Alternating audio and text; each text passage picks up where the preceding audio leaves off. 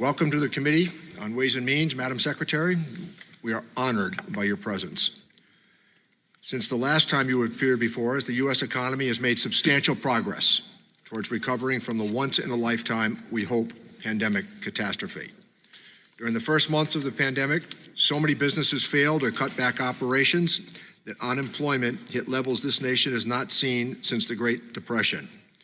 I would remind all that on March 11th of 2020, when Dr. Fauci offered his warning, which turned out to be accurate about what was coming, we saw 22 million Americans leave the workforce, an unemployment rate that exceeded 14%. It was a staggering blow, and none of us knew what a recovery might look like or how long it would take. Already, though, the economy is back at full employment. Unbelievable when you stop and think of it. Every job now that we lost has been returned. And as I noted this morning, 11 million American job opportunities still exist. There are almost 2 jobs per person that are available.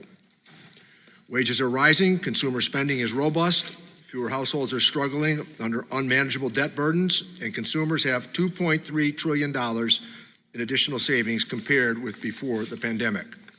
While all of us on this committee are deeply concerned about rising inflation, and all of us worry about families struggling to keep up with mounting costs, there are parts of the economy that have recovered much more quickly than anticipated.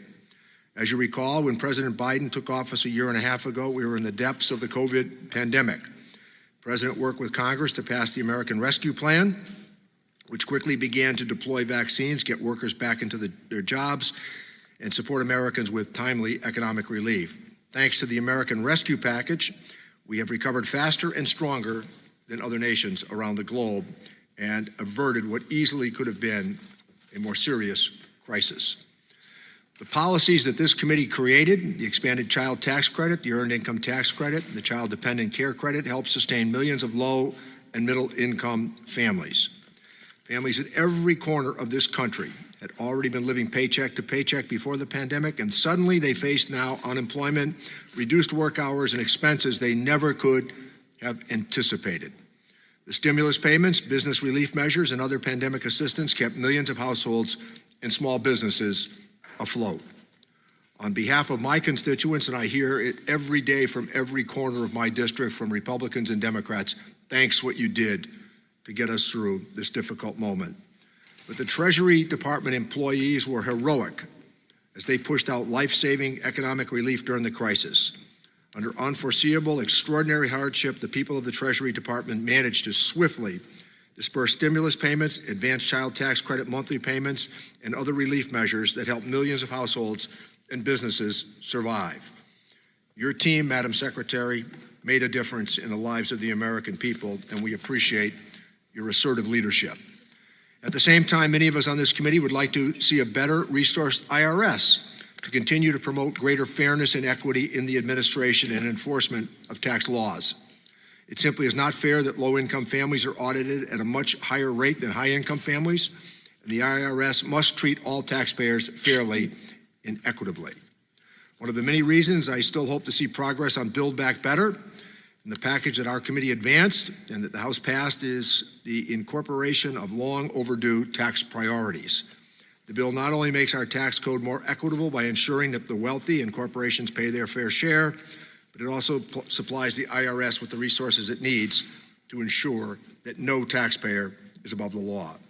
This legislation would also tackle the existential threat of climate change, bring down energy costs for working families, bolster our energy independence, and loosen the grip of oil companies on our economy. While Americans are experiencing pain at the pump, oil companies have clearly benefited in an unprecedented fashion. Their profits in the first quarter of this year were 300% above the same time last year. During the first quarter of this year, their profits were raked in by the largest oil companies, amounting to more than 28% of the amount that Americans spent on gasoline. Across the economy, families are getting pushed to the brink in order to line the pockets of people who already were doing quite well.